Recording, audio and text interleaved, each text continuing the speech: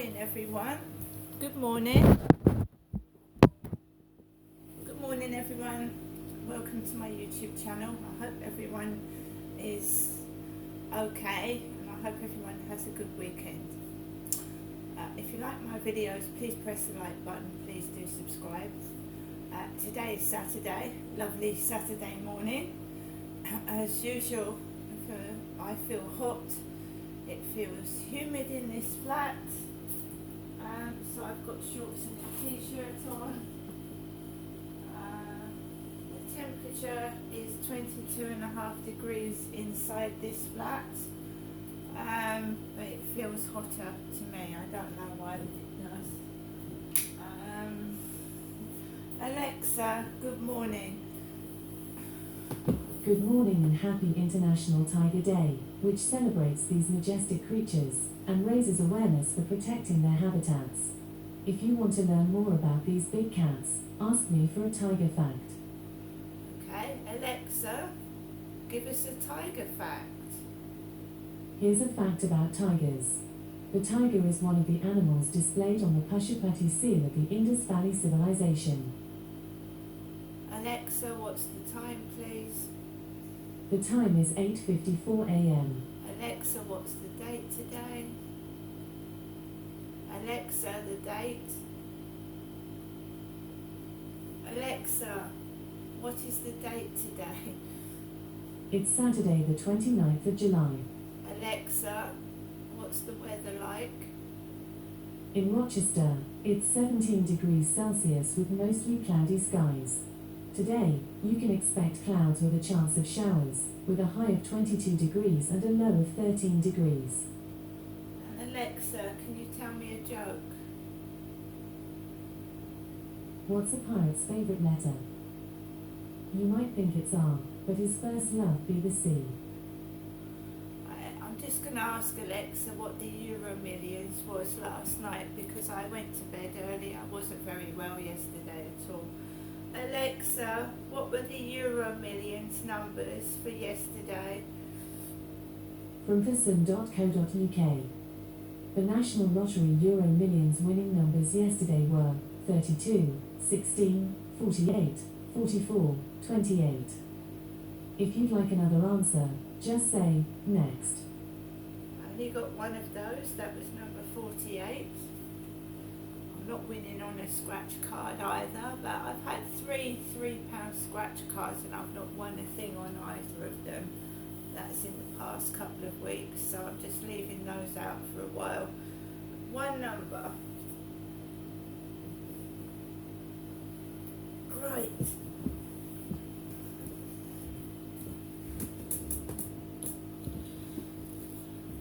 So, I was really tired yesterday. I went on the train to Gillingham, found out that Barclays Bank wasn't there, the post office had gone, which makes it made it a bit like weird.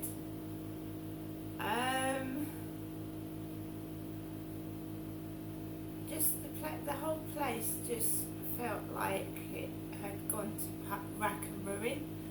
And I told you I couldn't bear the smell. It smelled of like really bad fish, a really nasty smell.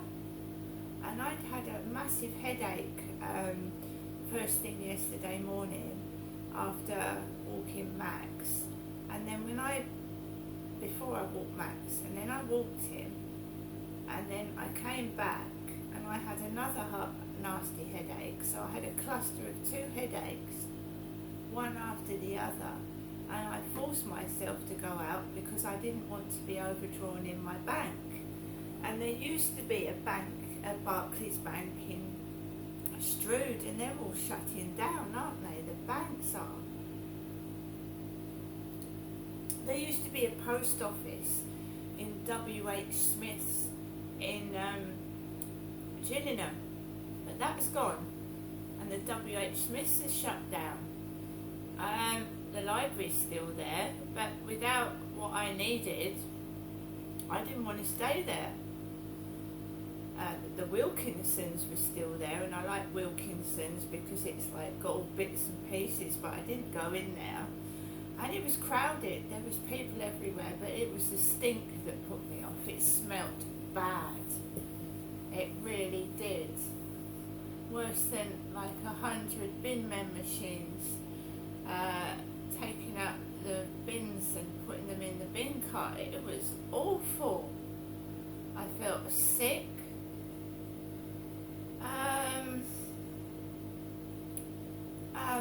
I went out with my son a couple of years ago, and the same thing.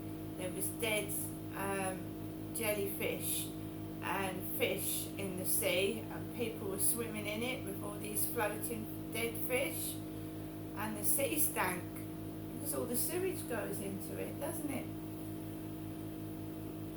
Right, so I went to Chatham Library. I got a few books out of there, and I looked in Primark. Primark for me is the only clothes shop that's really cheap and cheerful for the money that I can afford, and charity shops as well. So Primark and the Demeltzer charity shop, where I got a nice coat, and it fits me. And then I walked up to Chatham railway station via Railway Street, past my dentist, and got onto a train and came home to Rochester, still with the massive headache. I don't know what caused that. It might have been the intense heat, I don't know, but I was walking around with this massive headache. I took Max out in the afternoon. I came back. I had a shower, a long shower, because I was reading what can make you happy, what can make you feel better. So I had a nice long shower about 5 o'clock, which is quite late for me because I have to take Max out again in the evening. But I had a long shower. I just stood there and just enjoyed the shower. Got out of the shower and I put some music on, and then later on I watched a film on the YouTube channel because they're free, and there's some really good ones. About 10 to 7 last night, I took Max out for a walk again. My hair was half wet, but I didn't mind that because I was suffering from, I felt like heat exhaustion. It was awful. I drunk several bottles of mineral water because in the heat you can get dehydrated, so I thought, am I lacking like water? So I drank about 3 bottles of mineral water, small ones. My hair was still wet. I went outside and I went straight onto the field, but I still had this massive headache and it had drained me. I felt tired, like I was going to go to sleep. Stood up, got onto the field. There was a lady walking, a curly black-haired black dog. She walked up that way. I walked the other way. There was more people on the field, so I wasn't alone on that field. I did feel faint, dizzy and slightly unwell. I walked Max all the way around the field, got off the field, and there was a lot of activity near the Rochester Riverside office and the shops, of course, because people go to the shops. There's always activity when a shop is open. People getting in and out of their cars, a load of blokes, and I walked past them, and I walked home slowly.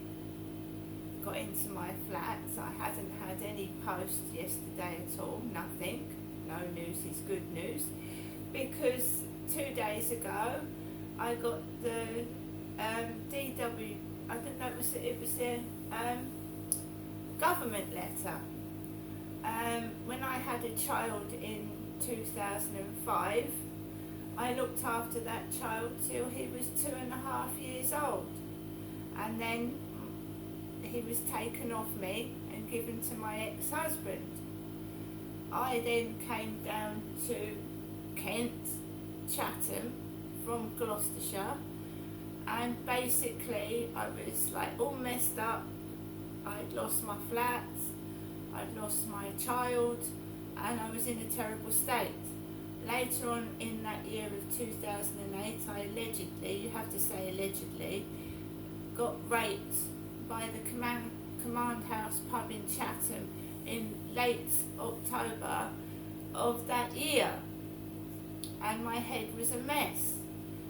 And you know when you're suffering from like PTSD, trauma, things like bills go out the window, don't they? You're in a state, you need counselling, you need help, and things like bills you don't worry about, because I was actually living with my parents in 2008 anyway. So basically I received an overpayment from child tax credits. How it's amounted to, how they let it amount to £2,000, I don't know. How it got to that amount, an overpayment of £2,000 in child tax credits. Way back in 2008, when my child was taken off me, I remember phoning up the tax credits and telling them that my child had been taken into care. But I can't remember, it's a long time ago, it's over 10 years ago, and surely a debt that is that old should be written off. I mean, pursuing me after all that I've been through, the government for £2,000.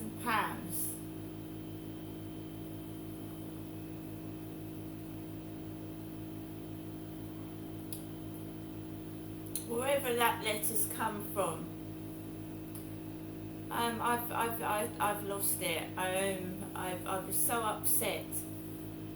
I mean, they're threatening to take it out of universal credit.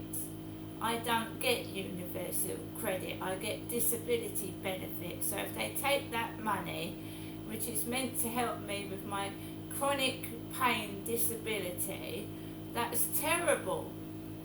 At one time I had Southern Water taking money out of my benefits, and I've had that stopped. They were taking money out of my benefit. I was losing almost 40 to 60 pounds a week out of my benefit to Southern Water, because a debt collector conned my national insurance number out of me. I said I'd like to come to arrangements with this water bill, and he said you're going to have to give me your national insurance number. I thought he was a bona fide Southern Water worker. He had a bird tattoo on his hand. He did look a bit suspicious.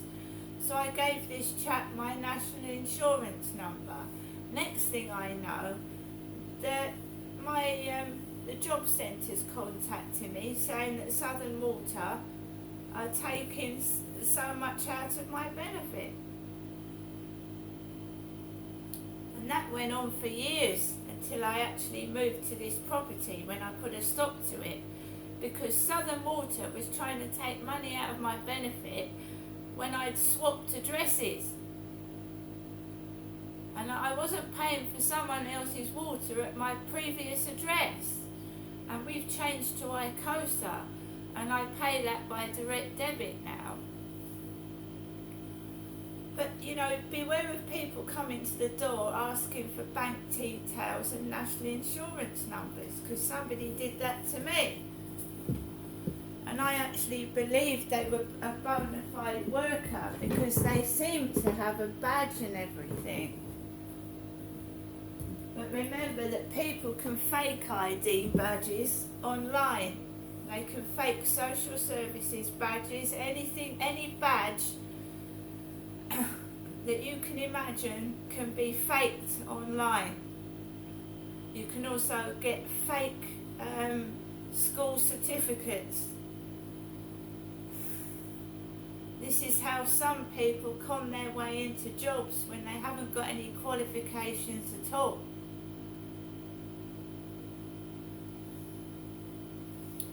I prefer to be honest with people because a lie catches up with you in the end. It does. It might take a long time, but a lie like that does catch up with you. Alexa, LBC Radio. LBC London from Global Player. You despair. And you also despair with the current judicial system, where juveniles under 18, so-called children, many of them don't look like children, don't behave like children, but they're called children. Very, very few of them actually get any kind of deterrent sentences. The whole structure in this of criminal justice, in many instances in this country, is failing. And they worry more about reforming the child, so-called, than actually looking after the victims. Whether they can dig up enough police officers to go and investigate, but if there's no evidence at all, there's no point other than to collate the details and then, as I did in my day as a divisional commander, put plain clothes out in identified areas. But most, certainly outside London, know who your burglars are. Many of them, as I say, are under 18. Many of those causing criminal damage, and the probation service, frankly, is a waste of time. And let's be honest, you have to tiptoe around some of these people that you know about because of a lot of sensitivities, shall we say? Sensitivities because of race and all the rest of it. Yeah. You know, we're great at looking at excuses why we can't arrest and charge these people, and that's infected many of the current police chiefs, unfortunately. Well, not Steve Watson, this bloke in Greater Manchester, Chief Constable Greater Manchester. He's pulled the force out of special measures in record time. It's a back-to-basics approach. He announced in May 2021 that his officers would investigate all crimes and follow every reasonable line of inquiry. His force, that's Chief Constable Steve Watson, has since reported a 38% increases in charges for burglary, a 22% increase for robbery, and a 53% increase for vehicle theft. People will vote for that. Well, yes, and it's a pity our politicians won't vote for that. And it's a pity, as I say, I was with a former Justice of the Clerk, and we shook our heads together. We were discussing this particular issue. And it's just, I don't know what's happened. But also, to try to get hold of a police officer now, they seem to have more days off than I have hot dinners. They go for 4, 6, 8 days now sometimes without being on. So you lose the continuity. In my day, because we were so poorly paid, we worked 3 extra days, ARDs they were called, and some old police officers remember that. So we were on the streets. Unfortunately, I never see a police officer walking these days. It's such a rarity. So how are we going to stop these youngsters? Most of them are between 14 and 25. Many of them, as I say, are so-called children. Well, if they're children, I'm a sugar plum fairy. Well, it's been nice to talk to you, Sugar Plum, and you take care, Di. All the best. Thank you. Former Chief Superintendent of the Met Police, Davis, 9:10 is the time. Jamie Klingler with me, co-founder of Reclaim These Streets, who campaigns for women's safety and police reform. And this is a big area that I wanted to sort of, wait and talk to you specifically about, Jamie, is women and how they relate to police officers. Well, it's also about trusting that you want to call the police and you want police officers coming to your home to take a report. And I know you're lauding Manchester police right now, but the information and news coming out about strip searching women out of the Manchester police, I don't know many women in Manchester right now that are at any rush to call the Manchester police into their homes. Yeah, so you look at these numbers, there's a story behind every one of them. You're absolutely right to raise that. That had slipped my mind. So here we are, lauding Steve Watson. I guess change takes time. Well, change takes time, and there also takes discipline, like the National Policing Watchdog. You've got the head of that's now going to trial for historical allegations of child rape. So, where are we supposed to go when we have reckoning and when we want to hold the police to account? And so the major issue of trust nationally in police, we can talk about burglaries, we can talk about all of this, but it's also about wanting and training and wanting these people to come into your homes, because the very real human cost of not trusting the police is Zara Alina 4 other women were potentially attacked that night who got help from shopkeepers and community members but didn't call the police because we don't feel safe to. We don't feel like the police are going to protect us. Yeah. The answer to the question that you started that answer with is Yeah, I quite agree with that. I mean, the amount of times that I myself have called the police when I've been in imminent danger and they've not come out at all anyway. I've even experienced a 999 call being diverted and gone somewhere else, or it's been like, I've never heard a 999 call till I came down to Kent being on hold. I'm sorry, there's no one available to answer your call at the moment. Ring back later. And then I was making a 999 call where I was in danger of being attacked and possibly murdered. And when they do come into your flat, they don't take it seriously. I had one police officer when I was suffering domestic violence say to me, he's had a hard day. Can you just leave off of him a bit? Is that an excuse for violence? No, it's not. I just find them, the ones that I've dealt with are useless, and I have no faith in the police at all. See you later.